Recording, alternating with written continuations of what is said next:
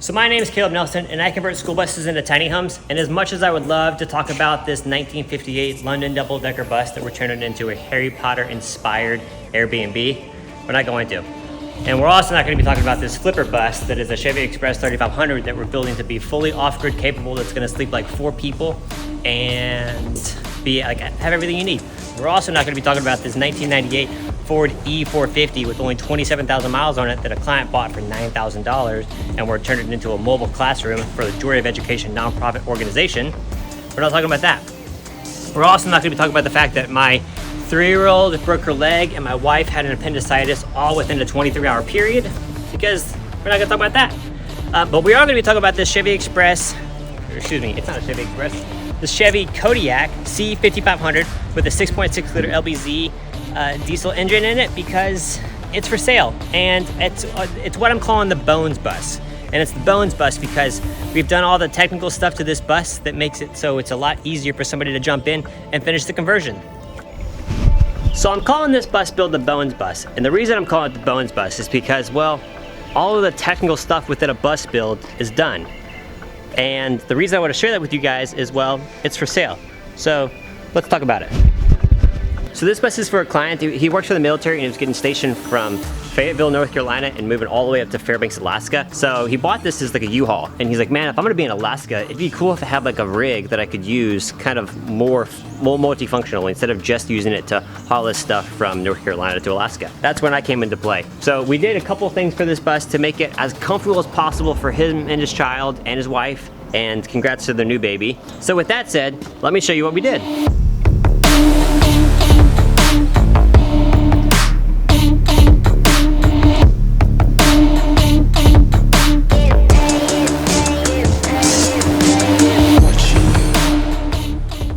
So as far as the exterior goes on this thing, we didn't really touch it. We just made sure there's no leaks. We repainted the ceiling to make it a little bit better for like heat transfer, for cooling and stuff. And then we did add a 30 amp shore power so that he could use the generator if he wanted to either run the mini split unit or power all of his AC outlets. So even though it is rated for 30 amps, you can still run it off a 15 amp plug. I've been doing that for like 4 months now because efficiency. And we're also in Alaska, so he wanted to keep all the windows. And honestly, with the amount of insulation that we've added to this thing, you don't really feel the windows being a heat transfer for either the hot or the cold. So I was really surprised about that. We did add this rack. We made this rack custom for this bus. It spans the width of the bus as much as we could. We built it to mount the AC compressor. And then also, because we have the space, we made sure that it was large enough to put a generator back here. So this bus is a handicap bus. So we have handicap doors, which is great. You're trying to open out the outside to the inside. Really, holy cow, it's cold in here. This has been kind of like my ice box is what I've been calling it, because I keep the AC at like 64 degrees in here. And yeah, it works out great. I'm like 77% confident that this bus did actually come from California, and it makes sense because there is not a lick of rust on this entire bus. So as we make our way inside, we kept the factory bus door. It locks and does all the things. It also has an external open and closing right here. So yeah, simple. So with any proper bus build, you want to start to ground zero. So we demoed this entire bus and then we started building from there. So with that said, we added 1.5 inches of foam board with a brand new subfloor. If you're gonna do it right. So the fun half of this is large and in charge, and it's simple. It's just factory bus stuff. It's all cleaned up, it's all really nice. There's nothing that doesn't work on this bus. My favorite feature of this bus is, like, after driving all the rigs that I've driven, this is by far the most quiet vehicle we have ever had. It doesn't beat you up, which I think is really cool. Driver area is the driver area. This is probably one of the coolest seats I've ever sat in. It's a Recaro racing seat, but it also has hydraulic air, so it's like really comfortable. If you're trying to do like some long treks across the country, this thing is such a joy to drive. It's only 30 foot long, so it's not a big beast. And the wheels are in front of you, so it's still easy to drive. I really like it.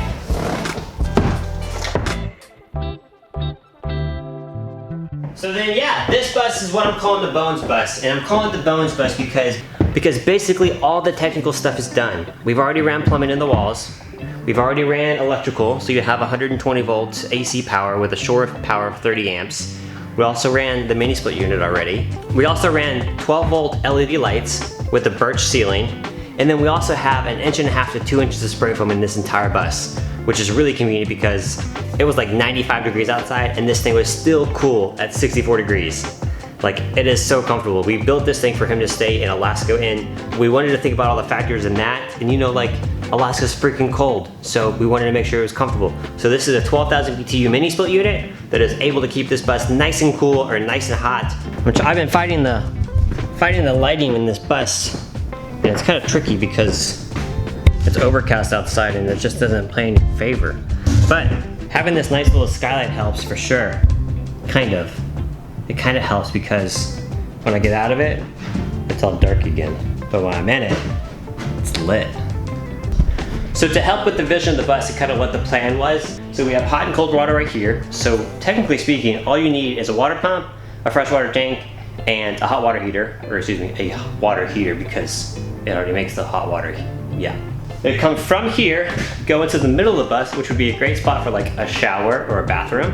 And then it would go up front, which is a great spot for the kitchen. So yeah, it wouldn't take a lot to make this thing have plumbing, which also, there's an open spot underneath the bus right here for a gray tank. We've also ran an outlet back here on the back wall, because that would be a great spot to charge your phone and your bed platform. There's also an outlet right here. There's also one right there for the bathroom. There's also one right here for the kitchen. A great spot for one right there in the living room. This would be a good spot for like a refrigerator. And then this is a great multi-functional spot to add one outside because you have the handicap door right there. So with the electrical system on this bus, I kept it pretty simple. We've got a 30 amp shore power. We've got a breaker for the left side and a breaker for the right side. We've got an individual breaker for the AC unit alone. And then additionally, we have a 12 volt fuse block that is wired to the factory house batteries. That way the 12 volt lights work all the time, but you could add your own auxiliary battery or your own house battery system. So his needs for this bus were pretty basic. And when I was building it, I'm like, hey dude, there's a lot of things that we can do to this bus that'll make your life a lot easier. But since you don't want to do those right now, let's see if we can't do them in a way that we can set you up for success later. So that's why I'm calling this the Bones bus, because all of the technical stuff is done and you can just add things and pieces to it as you decide to go. And then if at some point he wants to add a solar system, we already have the electrical done, so we can tie into the sub panel. We can use the 12 volt fuse block already, and then he can use this thing off grid in the bush or wherever. So this is probably one of the most convenient builds I've ever done, and it's probably one of my favorite builds. And the reason I want to share it with you guys is because it's for sale.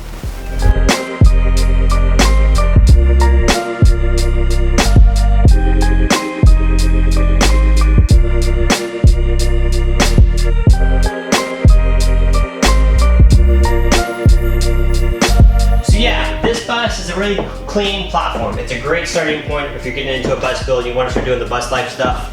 But it's not too overwhelming because all the technical stuff that I always get hired for is already finished. So you can come in here, you can build a bed, you can connect a couple pieces of piping, and you can use this thing and take it wherever you possibly want to go. It is a really comfortable bus. It's a really practical thing. Like, there's multiple different ways of you using it, whether you live in it full time, whether you use it as like a work vehicle, whether you use it as a mobile office. The opportunities are kind of endless because it's just a basic platform that I think a lot of people could utilize. So yeah, if you guys are interested, shoot me a message. My email is in the listing below. And yeah, thank you so much for watching. Like it if you like it, dislike it if you don't. If you could subscribe, I'd really, really appreciate it. But I've got to go work on this Harry Potter themed Airbnb. So yeah, see ya.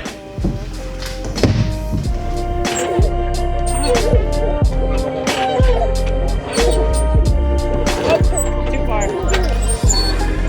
Hey, good? Ready?